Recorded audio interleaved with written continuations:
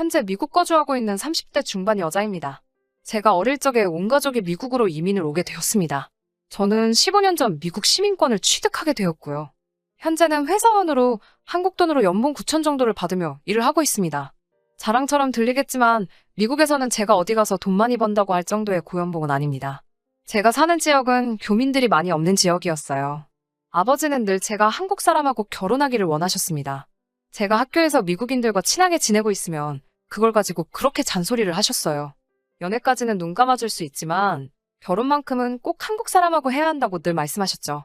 처음에는 그게 무슨 말도 안 되는 소리냐며 반항을 하고는 했어요. 하지만 제가 아무리 어릴 적부터 미국에서 자라왔다고 해도 미국인들의 다른 가치관을 이해하기 힘든 부분이 있었습니다. 어느 날 아버지가 말씀하신 결혼은 한국 사람과 해야 한다는 말이 무슨 뜻이었는지 이해가 가기도 했어요. 하지만 말씀드린 대로 제가 사는 지역은 교민들이 많이 사는 동네가 아니었기 때문에 그 안에서 제게 맞는 신랑감을 찾는 일은 정말 힘든 일이었습니다. 저는 연애 결혼을 하고 싶었지만 이 지역에서 신랑감을 찾으려면 저 멀리 교민들이 많은 교회까지 가서 아는 사람을 통해 소개를 받아야 했어요. 사업을 하시는 아버지 주변 사람들의 소개로 여러 사람들을 만나봤지만 제 마음에 드는 사람이 없던 게 문제였습니다. 다들 홍기가 차 있었기 때문에 서로를 조금씩 알아가는 시간을 생략하고 무작정 결혼부터 하고 싶어 했고 저는 그렇게 결혼을 하게 된다는 게 마음에 들지 않았습니다. 현재의 남편은 미국이 아닌 유럽에서 만나게 되었습니다. 휴가철을 맞아서 유럽으로 여행을 다녀왔는데 거기서 묵게 된 한국인이 운영하는 민박집에서 남편을 만나게 되었습니다. 일정이 비슷해 여행을 같이 다니면서 순식간에 친해지게 되었고 여행이 끝나면서 서로의 연락처를 교환해서 계속 연락을 주고받고 지내게 되었습니다. 그 후 남편은 제가 보고 싶다고 혼자서 미국으로 오게 되었어요. 체류가 하락되는 3개월 동안 남편과 좋은 시간을 보냈습니다. 제가 출근해 있는 동안은 혼자서 제가 사는 지역을 관광하듯이 다녔지만 워낙 볼 게 없는 동네라서 심심해했어요. 그러다가 출근하는 아버지를 따라 나가 아버지가 하시는 사업을 도와주게 되면서 아버지에게도 좋은 점수를 따게 되었습니다. 그렇게 남편이 머무는 짧은 기간 동안 결혼 이야기까지 오고 가게 되었습니다. 미국과 한국이라는 거리 문제 때문에 시부모님과는 전화로 결혼에 관한 이야기를 할 수밖에 없었지만 시부모님도 저를 굉장히 마음에 들어 하셨어요. 유럽 여행을 갔을 때 처음 만났다는 이야기도 알고 계시는 걸 보니 남편은 이미 미국에 오기 전부터 저에 대한 이야기를 많이 했었나 봐요.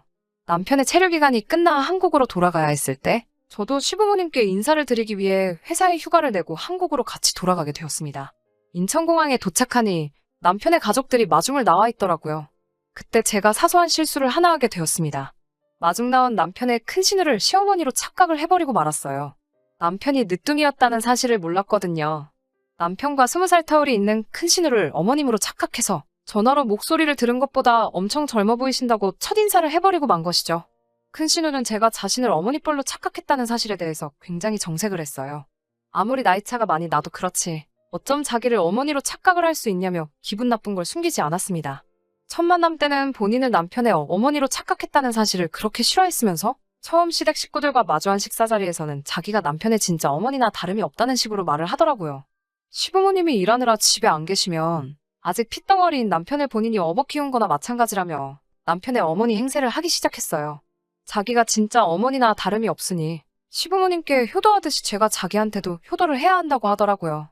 아직 결혼식에 대한 자세한 이야기를 할 때가 아니라고 생각했는데 벌써부터 결혼 준비 이야기를 하시며 자기는 다른 건 필요 없고 자기 자동차가 낡고 오래되었으니 새 차 한 대만 뽑아주면 된다고 하더라고요.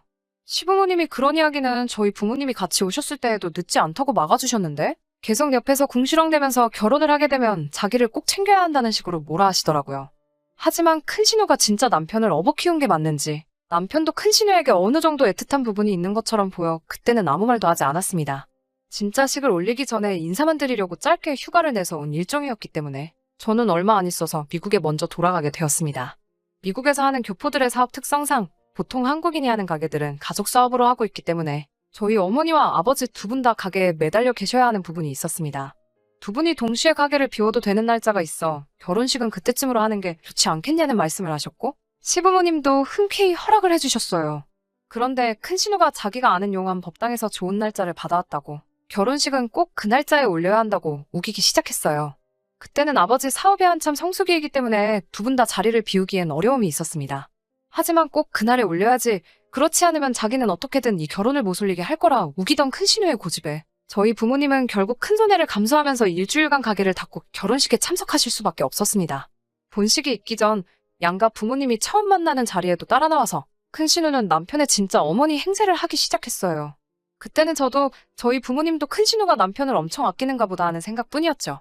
저는 미국에서 이미 집도 있고 자리도 잡은 상태이기 때문에 오히려 혼수나 예단 같은 부분에 대해서는 이야기조차 나오지 않았습니다. 남편이 모아놓은 돈은 미국에서 살게 되면 어학원 같은 곳을 다니며 영어 공부를 해야 했기 때문에 전부 다 학비로 사용을 하기로 했어요. 그 와중에 큰신우는 나는 다른 건 필요 없고 차 한 대만 뽑아주면 된다는 이야기를 구태여 저희 부모님 앞에서 또 말하더라고요. 시부모님도 거기서 너가 그걸 왜 말하냐는 듯한 눈초리로 큰신우를 쳐다보며 어이없어 하고 계셨고요. 우리가 줘도 모자랄 판에 뭘 자꾸만 받으려고 하냐면 말려주신 덕분에 아무 일도 없기는 했지만 남편은 조금 아쉬워하는 눈치였어요. 다른 사람은 몰라도 큰신우한테만큼은 뭐라도 하나를 해주고 싶다는 듯이 어렵게 말을 꺼내더라고요. 정 키워준 은혜에 보답을 하고 싶다면 미국에 와서 공부를 열심히 하는 만큼 학비를 절약할 수 있으니 모아놓은 돈으로 신우에게 자동차까지는 아니더라도 선물을 하나 해도 된다고 말해줬습니다. 전액은 아니고 일부만 남편이 모아놓은 돈으로 지불을 하고 나머지 할부금을 큰신우가 갚는 식으로 기어이 자동차를 바꿔주기는 했지만요. 이렇게 끝날 줄 알았던 큰신우와의 악연은 미국의 신혼살림을 차리고 난 후에도 이어지게 되었습니다. 말씀드린 대로 남편의 영어 실력이 미국에서 취직을 할 정도로 뛰어난 편이 아니었기 때문에 결국 취직은 아버지가 하시는 가게에서 일을 하기로 결정이 되었습니다. 아무리 남편이 아버지를 도와 일을 한다고 하더라도 제가 받는 월급만큼의 돈을 벌 수 있는 형편이 아니었기 때문에 앞으로 우리 사이에 아이가 생기면 남편이 육아를 도맡아서 하기로 결정을 했습니다. 하루는 평소보다 일찍 퇴근을 하고 집에 돌아왔습니다. 남편은 제가 퇴근한 걸 눈치채지 못하고 누군가와 통화를 하는데 열중이더라고요. 엿들을 생각은 없었지만 진지한 이야기를 하고 있는 것 같아 방해하고 싶지 않아서 조용히 방으로 들어갔어요. 옷방에서 옷을 갈아입느라 정확하게 듣지는 못했는데 몇 가지 단어를 들으니 학비, 입양, 뭐 이런 이야기가 들렸어요. 그 당시 저희는 수많은 시도에도 아이가 들어서지 않는 상황이었기 때문에 혹시 남편이 입양까지 생각하고 있는가 하는 생각을 했어요. 그 말에 한동안 심란한 상황이었지만 최대한 티를 내지 않고 평소처럼 행동하려 노력했습니다. 그러던 어느 날 남편이 심각한 얼굴로 할 이야기가 있다며 저를 부르더라고요. 저는 제가 들은 대로 그곳에 관련된 이야기를 하려는가 싶었어요. 예상되는 바가 있어 잔뜩 긴장을 하고 있는데 남편의 입에서 나온 제안에 저는 할 말을 잃고 말았습니다. 큰신우네 아이들이 이제 중학생이 되었는데 이참에 미국에 오라고 해서 저희들이 신우의 아이들을 대학까지 공부를 시키면 어떻겠냐고 물어왔어요. 나이도 있어 제 앞가림도 다 할 수 있고 다 컸으니 집에 혼자 두어도 문제가 되지 않는 데다가 어차피 우리 사이에 아이가 태어나면 자기가 전업을 하기로 했으니 제가 스트레스 받을 일 없게 자기가 알아서 잘 하겠다고 하더군요. 아무리 미국 학교가 고등학교까지는 의무교육을 해준다지만 대학교까지는 현실적으로 무리였습니다. 학비가 정말 어마어마하거든요. 거기에 유학생 신분으로 오면 학비 절감도 할 수 없고 일부 학교는 장학금을 받을 기회조차 없는데 시댁의 경제 상황만 봤을 때도 두 아이를 동시에 대학 공부까지 시키는 건 절대로 불가능하지 않겠냐고 말을 했어요. 그 부분에 대해서는 자기가 이미 생각해둔 게 있다며 더 늦기 전에 우리가 큰신우의 두 아이를 입양을 하는 게 좋겠다고 하더군요. 입양을 해서 신혼의 아이들이 시민권자가 되면 대학을 들어갈 때쯤에는 학비 지원이 있을 테니 많이 절감할 수 있지 않겠느냐면서요. 저는 물리적으로 불가능한 상황이라고 이야기를 하고 있는 게 아니라 신혼의 아이들을 우리가 왜 대학교까지 보내야 하는 이야기를 하고 있는데 남편은 자꾸 제가 신혼의 아이들을 허락하겠다는 전제를 깔고 앞으로 돈을 아낄 방법을 이야기하고 있는 게 어이가 없었습니다. 저는 단호하게 신혼의 아이를 우리가 공부시켜야 할 이유도 모르겠고 그렇게 하고 싶지도 않다는 말을 했습니다. 남편이 저를 설득한다고 꺼낸 말을 들으니 더 상대하고 싶지도 않았고요. 우리 누나, 나 키운다고 결혼도 늦게 했고 나 때문에 포기한 게 많아. 누나가 여태껏 날 위해 희생한 만큼 이제는 내가 누나한테 희생하고 싶어. 어이가 없었습니다. 큰 신우가 자기가 진짜 엄마나 다름없다는 말을 했을 때도 신우가 기선제압을 하기 위해 꺼낸 헛소리라고만 생각했지. 내 남편까지 그렇게 생각하고 있을 줄은 상상도 하지 못했거든요. 남편의 은혜 갚기에 저까지 포함되고 싶지 않았습니다. 남편의 계속되는 설득에도 저는 제 생각을 굽히지 않았습니다. 끝내 남편은 저를 원망하기 시작하더군요. 연애할 때나 결혼 준비를 할 때 결혼 후에도 단 한 번의 의견 다툼 없이 싸우지 않고 지내왔는데 처음으로 의견 다툼을 갖게 되는 게 이런 일이라는 게 믿기지가 않았습니다. 자잘한 사건들로 자주 싸우는 게 차라리 더 나았겠다는 생각이 들 정도였어요. 끝까지 신우의 아이들을 입양하자는 의견을 굽히지 않아서 그렇게 신우 아이들을 너가 키워야겠다면 너 혼자 키우라고 소리를 지르고 방으로 들어갔습니다. 혼자서 마음을 추스르고 있다가 처음인 부부싸움에 이혼 이야기를 꺼낸 게 아차 싶었습니다. 남편에게 말이 심했다고 사과하고 다른 좋은 방법을 모색해보자고 말해볼 요량으로 다시 남편에게 돌아갔는데 제가 사과의 말을 꺼내기도 전에 남편이 먼저 알겠다고 그러면 이제 우리는 이혼밖에 답이 없는 거네? 라고 말을 해왔습니다.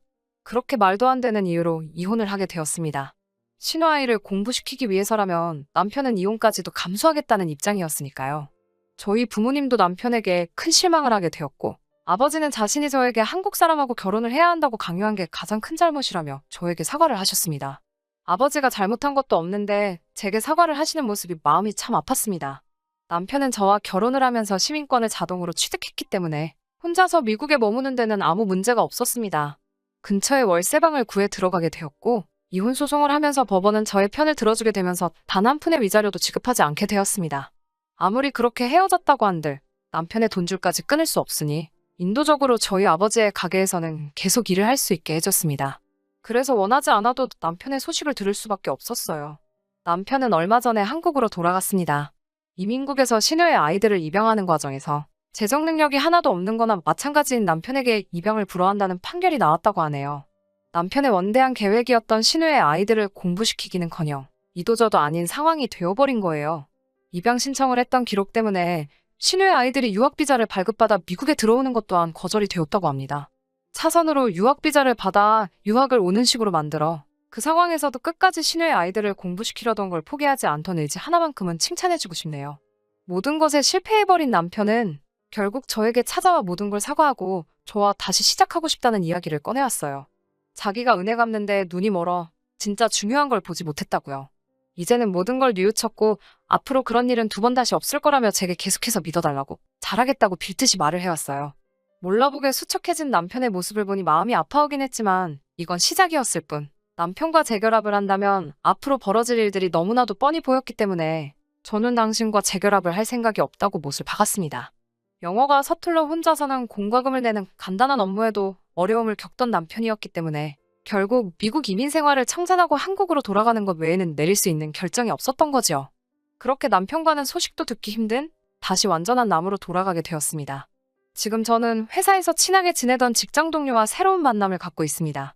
미국인이고 아버지도 제가 이번에 크게 데인 걸 알고 있기 때문에 이제는 저희 새로운 만남을 응원해주고 계십니다. 한국은 이혼녀라는 꼬리표가 여자에게 커다란 흠이 된다고 알고 있는데 미국에서는 그렇게 큰 문제가 되지 않거든요. 이제는 이런 일로 골머리 썩지 않고 저도 평범한 가정을 꾸려 행복하게 살아가고 싶네요.